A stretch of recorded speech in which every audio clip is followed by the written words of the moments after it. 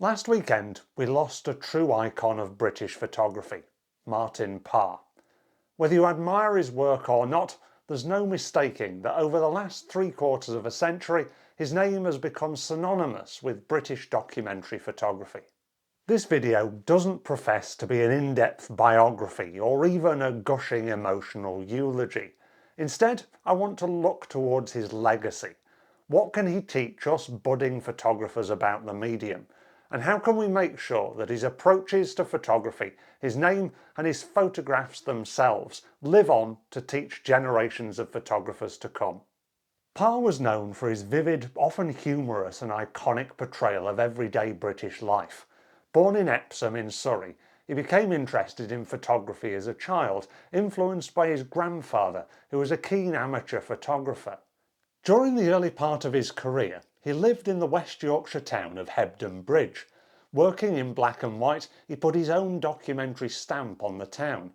But he came to prominence in the 1980s with striking colour photography that examined leisure, consumption, class and culture.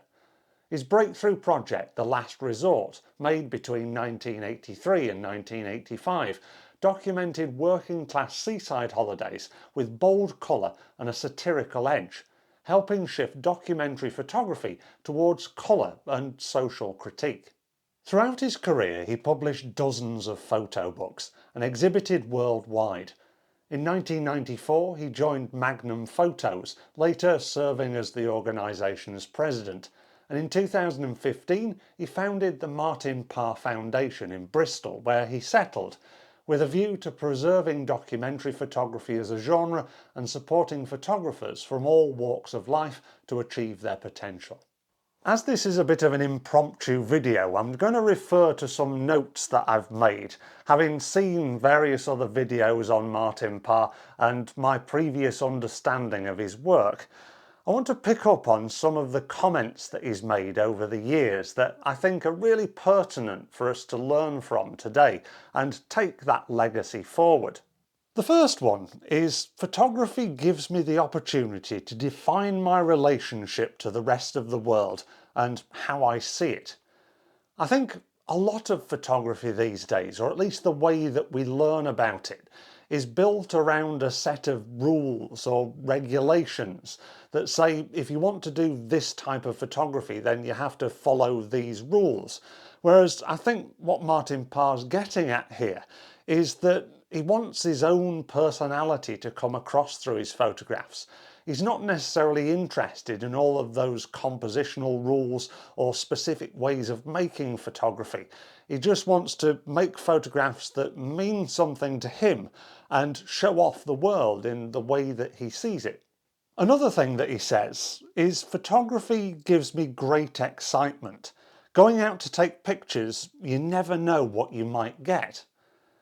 I think a lot of photographers often have an idea in mind of the perfect photograph that they intend to go out to achieve. We go to specific locations and we might have seen photographs taken by greater photographers and want to emulate that and get a piece of the action for ourselves. But I like the way that Martin Parr is approaching this with a bit more spontaneity. Instead of going out to take specific photographs, we're just going out with a camera to see what might happen. And to be a photographer, we need to be in the right place at the right time to get those shots when they happen. I really like my next note. It simply says, learn from other photographers. I think this is some of the best advice anybody could ever get when it comes to photography. When I first started out, I just wanted to do my own thing and take photographs of the things that interested me. But it was one of my mentors that said, if you never find inspiration in other people's work, then nobody will ever find inspiration in yours. So it pays to look at other photographers' work from all sorts of different genres, not just the ones that you're interested in, and try to gain as much inspiration from them as possible, because it can be breathed into your own work and take it to the next level. The next note is a bit of a pithy one, so bear with me. He says, great pictures bring me great joy, but that joy doesn't happen very often. He went on to say that if you get 10 good photos in the period of a year, that's amazing. Now, in this age of social media and instant gratification, I think a lot of us budding photographers can think that every single photograph that we make has to be a banger, worthy of hundreds of likes on social media or a competition win at our local camera club. But that isn't the case. We have to work at photography, and we have to be in the right place at the right time, as I've already mentioned. This will only come by getting out with the camera as much as possible, practicing as much as we can, and trying to find those moments that really do define the type of photography that we want to produce. It takes me back to my maths exams at school, which is sending a shiver down my spine just thinking about it. But there was often a box under the question saying, "Show your workings out." Now, unfortunately, in photography, we very rarely get to see the photographer's workings out. We just see the finished, polished article. But if a photographer as prolific as Martin Parr was only taking 10 good photos a year, it kind of puts things into perspective. He goes on to say, even the failures have value to them. We can learn from our mistakes or see narratives worth revisiting. I think this is really important to take on board, because often if we take a photograph that we're not happy with, it just gets deleted straight away or added to the bin after we've uploaded it to the computer. But I think we should hang on to some of these sometimes, because we might see something further down the line when we've furthered our knowledge a little bit more. So think, hang on a minute, if I did that in that situation, then that would make a really good photograph. The next comment that I'm going to pick up on is arguably one of Martin Parr's most repeated mantras. He says, the most important thing a photographer can achieve is a connection to the subject matter. The work goes beyond simple documentation. I think when we approach photographs, we can often approach them from a snapshot point of view. We see something that interests us and we take a quick picture of it and then we're off.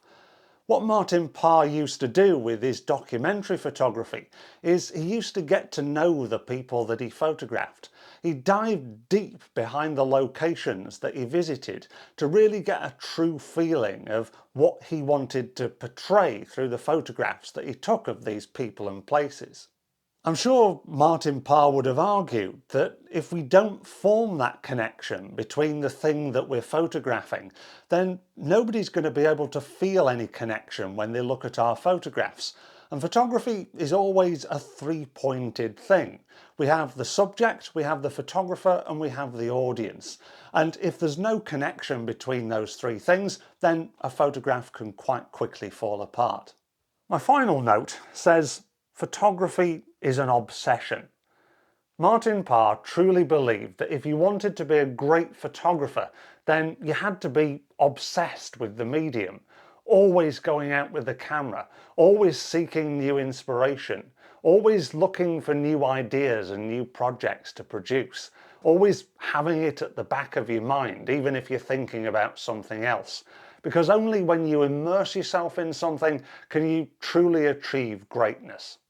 Indeed, the photographers that he's worked with as part of the Martin Parr Foundation since 2015, which will hopefully continue long into the future, are all photographers that have really put some effort in to get where they want to be. And that shows when you see the photographs. I think a lot of photographers, especially amateur or hobbyist photographers, will look at Martin Parr's work and think, that's just a bit too quirky for me.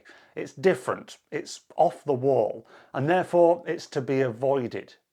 But hopefully going through these learning points that we've been through in this video adds a little bit more practicality to some of the arty-farty aspects of his photography. So if you're ever in the Bristol area, I know it's not in Yorkshire, but I would wholeheartedly encourage you to visit the Martin Parr Foundation, which has lots of different exhibits and photo books to have a look through as well, not only from the great man himself, but from his contemporaries that he's worked with over the years.